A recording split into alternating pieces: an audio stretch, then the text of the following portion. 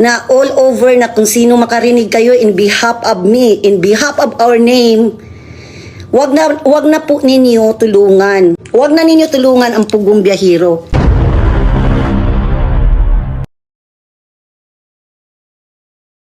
Siguro kilala na ninyo ako, nagiging controversial, na hindi naman tayo vlogger. I am a very simple housewife. Hindi na ako nagtatrabaho 8 years. Siguro ang pangalan ko si Beth Ogoy or Mommy Beth Mercadal. Oh, ano ba yun? Ano talaga ako. Mommy Beth One Stop Shop. Yun ang name ng business ko. Okay? Akala ko tapos na itong usapan. Makinig lang kayo bago magbas. Hindi ninyo kasi alam, mga kala lang ninyo dahil lagi lang nakaano. Kanina pa lang after nagmas kami, pinanood ng asawa ko. Siyempre lalaki yun, ayaw yun ayaw yung magsalita. Pero deep inside, durug na durug. Kung lalaki lang yung kaharap niyon, siguro, ewan ko lang kung ano mangyari. Wala kayong narinig na ibang nagsalita kahit side ko. Dito lang ako sa best friend ko. Bakit pinapahaba ninyo na wala naman akong pinahaba doon? Ang sa akin lang, Paul, ito magpakilala na ako. I'm from Virginia Beach, Virginia. The community of Filipino. Ang daming naapektuhan ako, matapang ako. Ang nanggigil sa inyo na galit, itong mga best friend ko na mga nasa community mismo ng Virginia. Kaya nga ako nagdasal na magandang usapan yung mga community sa Virginia. Mga kapwa namin military ako. Baka na naman sabihin nagyabang. Si Paul, sumikat lang kayo dahil nga sa inyo. Wala naman ako, kaya nga naantik ang puso ko. But anyway, magpakilala ako. Karamihan dito siguro maiyak na ako dito dahil na-involved na yung mga kaibigan ko, family ko.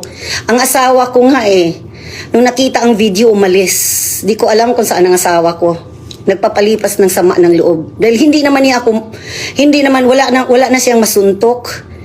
Wala lahat. Sana naman din, sino yung taga California, nagtaka ako bakit ang daming mga nagchuchucho. You know, my word sometimes is bastos. Kasi this is me.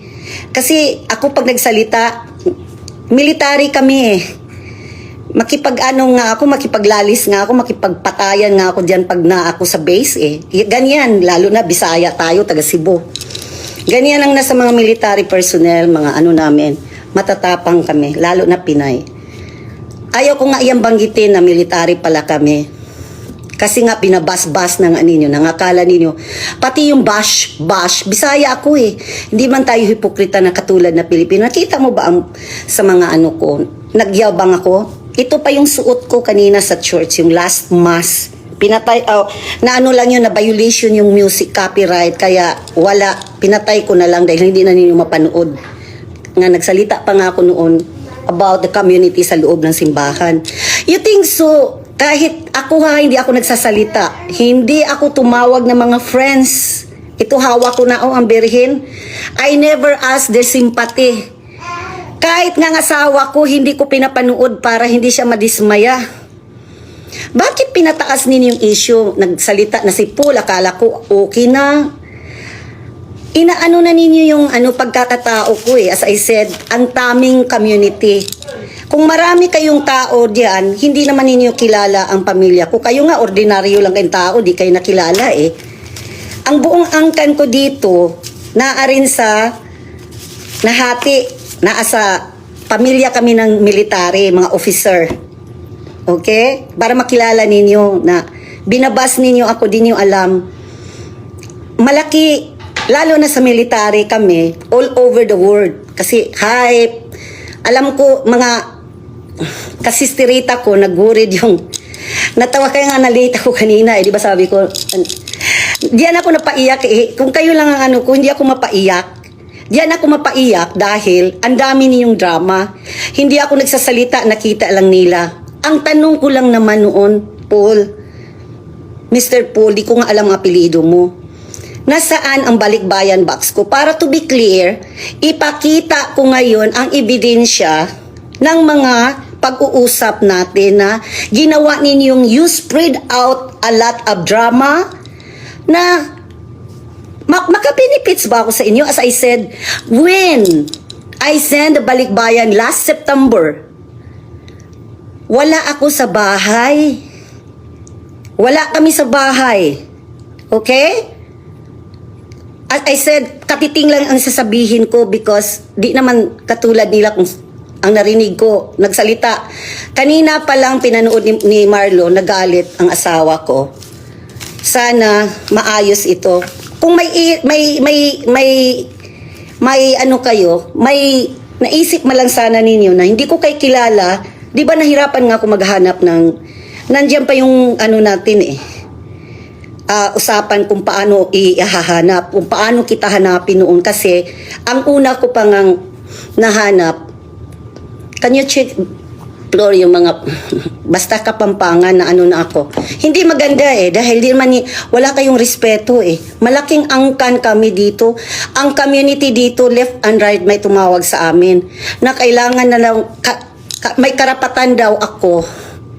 Hindi ko na sana palikihin, sila ang nasaktan. I-spread out namin buong Pilipino, lalo na sa community namin, dahil kami ang pinakadami dito. Hindi ang mga doctors, military community. Na all over na kung sino makarinig kayo in behalf of me, in behalf of our name, wag na po ninyo tulungan. Number one, una-una, i-analyze natin. Wag na ninyo tulungan ang Pugong Biyahero. Alam ko, maganda ang pakay ninyo sa Pugong Biyahero. But, na-realize ko, ito, American California, pwede kami mag-sue Dahil wala akong intention. Paninirang puri yan, alam ninyo yan. I can fight, I can ask that my dignity dahil ang binigay ko diyan is not for money. Wala naman akong makikitaan Whereas kayo ang hero, kayo pa ang may kayo ang may beneficial. Anong makukuha ko? Hindi ko kilala kayo. As I said, nung nakita ko kayo, paalis ako ng Texas. In some reason, mission yun. Kauuwi lang namin ng Texas yun. Napilayan pa ako noon dahil na-accident ako sa bathroom. Remember? Anong pakay ninyo? Natakot kayo na ma-stop ninyo? O natakot kayo yung taga-California? They're doing the business of Pugong. Ayan, listen They're doing the business of Pugong because see it, Ma'am Flor, because of the tax. Swear to God, that is their intention. Maganda na itong walang di kami, we are not stupid. Alam namin ang intention. Pagkakamali ko lang na naibigay ko doon dahil ikaw ba pakitaan ka na kami dito sa community katulad ditong pinuntahan namin. Spacious na house. Paglabas dito, di man sa ito pang una nagputak, pero sabi ko, please, don't, kasi may sakit din to si ma'am Don't interfere. Kaya nga, di ko pinapapanood ang mga kaibigan ko ng video. Kahit ito silang pinuntahan, mga iba ang nag-spread out ng bibig nila. Hindi ako, hindi si Ma'am Flor, hindi yung iba, ang ibang military community namin. Kasi kilala ako Hindi ako pala barkada, simbahan lang ako, kahit ako nagmumura. Ito ng nature ko dahil nga sa mga, simple kang naka sa military, mga lalaki po. Kaya hindi feminine si mami, fight to fight. Kaya nga sabi ko, alam ko rin ang batas kasi, di ba? Akala ko ayos na tayo. Ewan ko, di ko naman pinanood. Kaya why I should have make panood? Wala sa akin yun kung ano ba ninyo yun, Flor?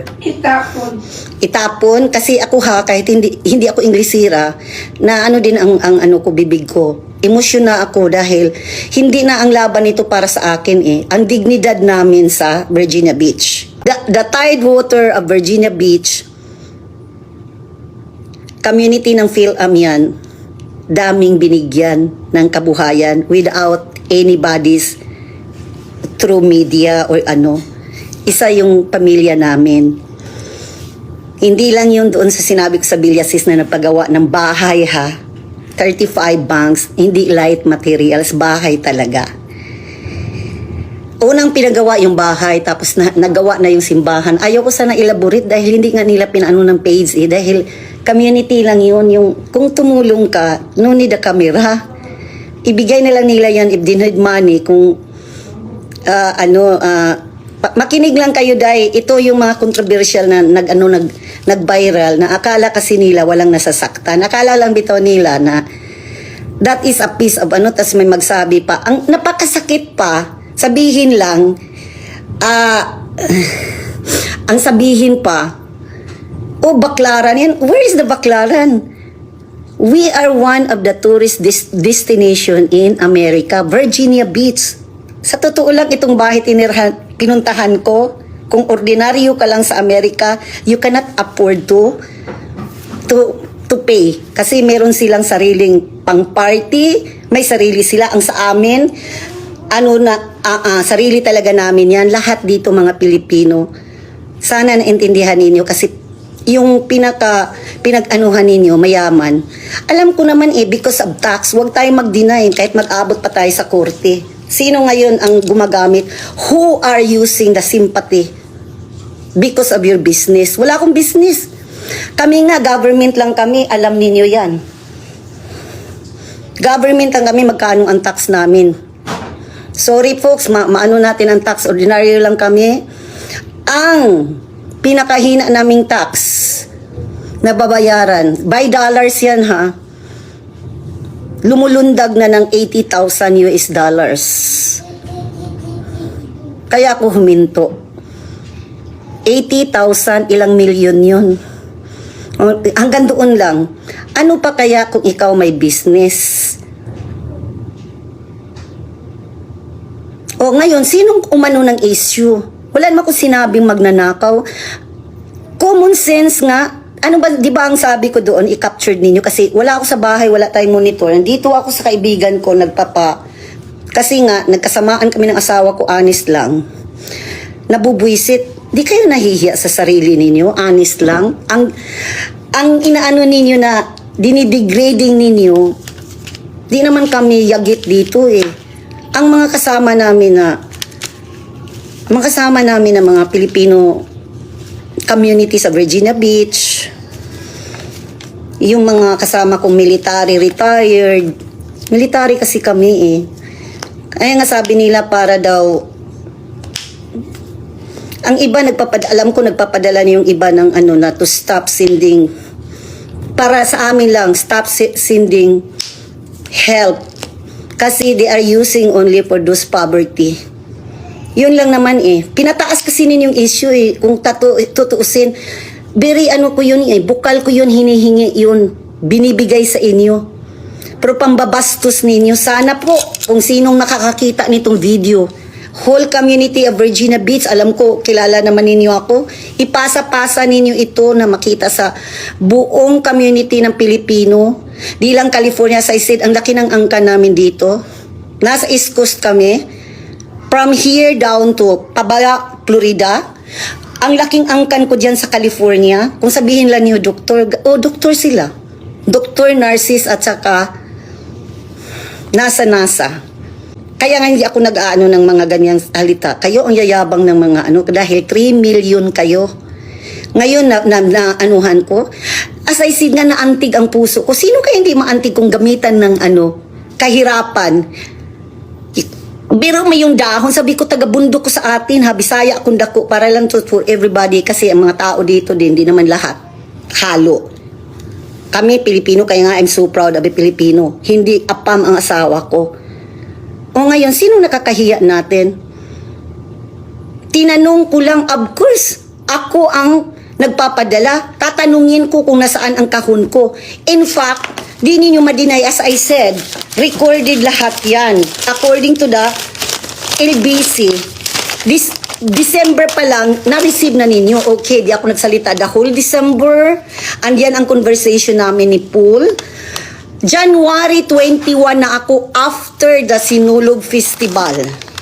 Nag-ask. Nasaan para lang talagang magsabi kayo kung recorded.